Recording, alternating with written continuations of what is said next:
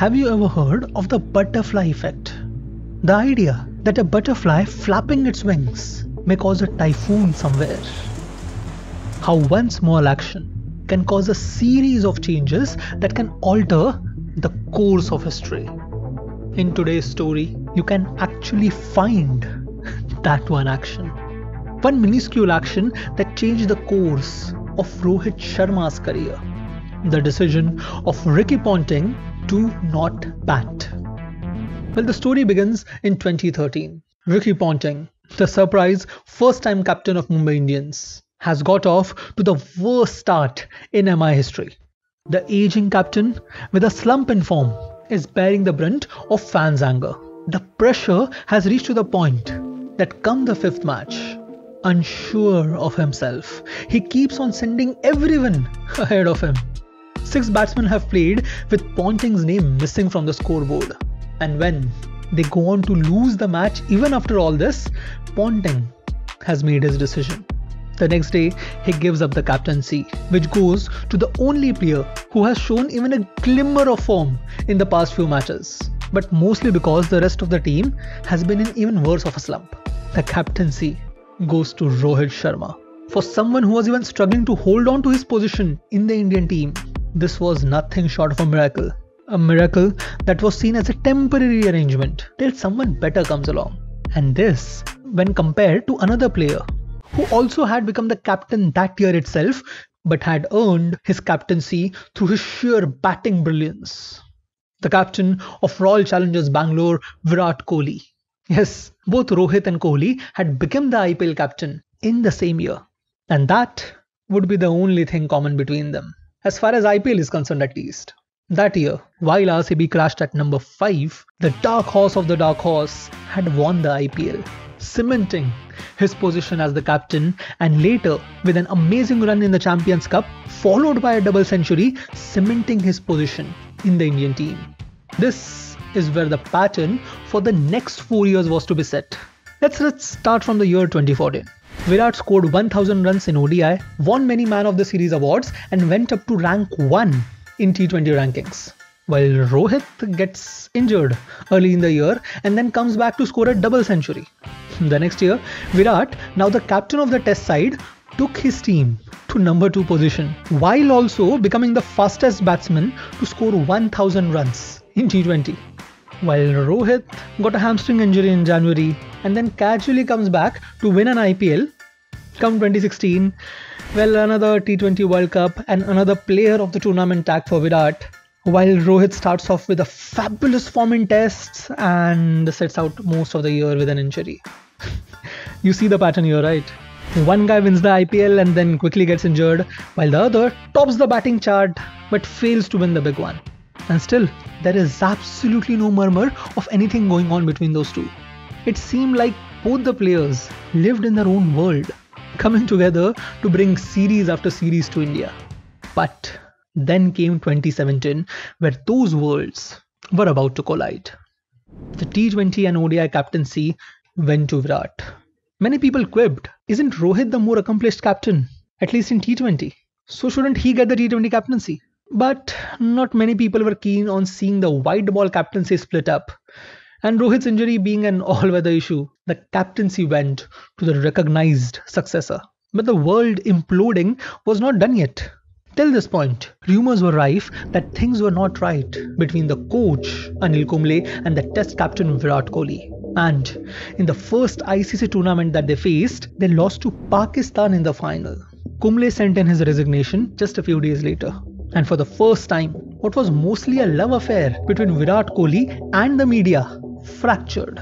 Consensus was Virat had practically pushed Kumble from the coach's position, angering a lot of BCCI senior officials in the process. Virat's stellar image was damaged, egos were bruised, and enemies made. But what's done was done. Virat was at the driving seat and he drove his way to scoring the 3rd most runs by a player in a year ever. And Rohit on his end kept the pattern alive and well, taking an IPL and getting a knee injury. Still, this IPL, the 3rd one in 6 years, had left its mark. He was given the vice captaincy for the Champions Trophy, and soon in December, with Virat rested, got his chance at the wheel. He won the tour, had a mediocre South African tour after, and then was dropped. Now people would talk even if a vice captain is dropped. But in the background of the Kumble debacle to a series winning stand-in captain, you know how this looked, right? Accusations fell like rain, mostly that Virat had dropped Rohit to avoid competition for his captaincy. Now let's get this very straight. There is not an iota of proof for this statement. Furthermore, it's not clear whether it was done by the board or by Virat. But more than anything else, this speaks to a broader issue with the styles of captaincy. Virat, having made tougher with the struggle and competition that he had to face, made him a highly results-oriented person. He strongly believes in picking the best lineup for the match at hand. Consistency, reputations, and sometimes even form doesn't matter. Basically, he likes picking horses for courses. In his own words, we are not thinking whether someone's career is on the line or what is going to happen in the future. I don't speak to guys like assuring them that their careers are not on the line. That, as I said, is quite a bizarre thought to have. Virat won't hold your hand. He won't make things easy for you. If you help him win, you are in. If not, you are out. Rohit, on the other hand, having himself have gone through a rough patch, is a big believer in giving players extended runs. He would rather believe in the potential than the form. He famously said, "I want to give my players the assurance that they will be playing all the games." That's how you make players. So, we have two desperately different styles of captaincy, and let's get this very clear. There is nothing wrong in either styles of captaincy. Virat's style may look cruel and rude, but a decade of Australian dominance is a testament that this approach works. On the other hand, even Rohit's method worked. Case in point, Dhoni. In the end, this is just two people with two vastly contrasting personalities having had two very different journeys that developed two unique styles of captaincy. But the consequences of both are plain to see. Rohit will sometimes lose matches when a player he trusts in goes through a slump. And Virat, well, he will be blamed for everything from bias to competition to incompetence anytime he drops a player. Now, this is not to say that there is no politics involved. Come on, this is the BCCI. For sure there is politics involved. But in this case, most of the things being said were just speculation. So rather than speculation, here is the fact. The repeated rejections for the test teams were getting to Rohit. This time, after being dropped again from the test side, he tweeted, "The sun will rise again tomorrow." And not only did it rise, but it became a scorching Mumbai heat. First he won the Asia Cup as the captain, then he stuck centuries in consecutive series. And then, in the upcoming IPL, he became the captain with the most IPL wins. Yup, the sun was blistery hot in those few months. But in the social media argument that was sure to follow, there was one statement from Rohit which was catching fire. In a press conference last year after the Asia Cup win, he answered a media query with, "I am ready to step in as captain if the situation presents itself." Now this can be taken as a statement of stepping in whenever his team needs him, or this can be taken as his intention of being willing to take over the captaincy from Virat. Just guess which one did the social media latch onto? But more to the point, the entire argument against Virat can be boiled down to 4-0. Yes, Virat had the highest winning percentage of any Indian captains at the time. But it is a well-held belief. A captain is known by the trophies he wins. And Virat had failed to win a single trophy. Hence, once a media favourite was now being openly targeted by the same media. Still, Virat had the upcoming World Cup. Not only were we fielding arguably the strongest all-round side India has ever had, but coming into the World Cup, both Virat and Rohit had pristine form. Virat carried on with that form in the World Cup, scoring at an average of 55.38, but Rohit was in the form of his life.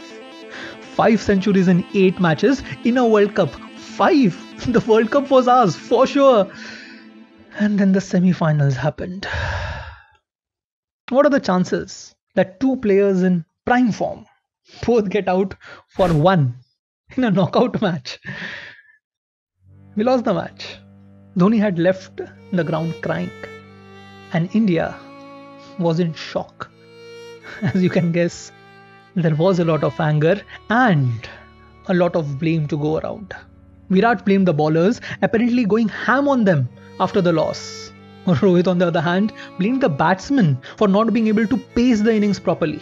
Further reports came in that Dhoni batting on number 7 position had become a point of contention between those two. There was even a heated flare-up between those two at a point. And then came the official confirmation. India's bowling coach Bharat Arun admitted that certain players were working as a unit. In other words, the Indian team was fractured.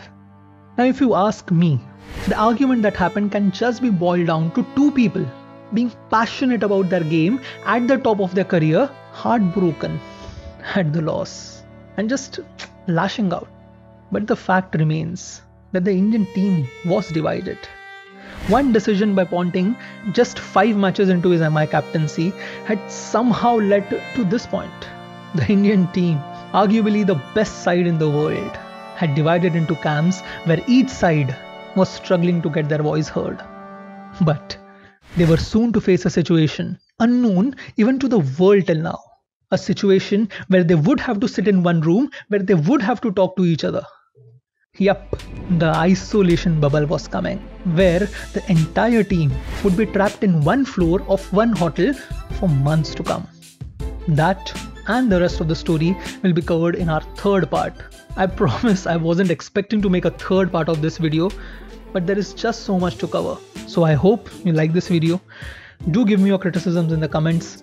It helps me a lot in constructing the next part of the video. Thank you for watching this video. I hope you have a good day.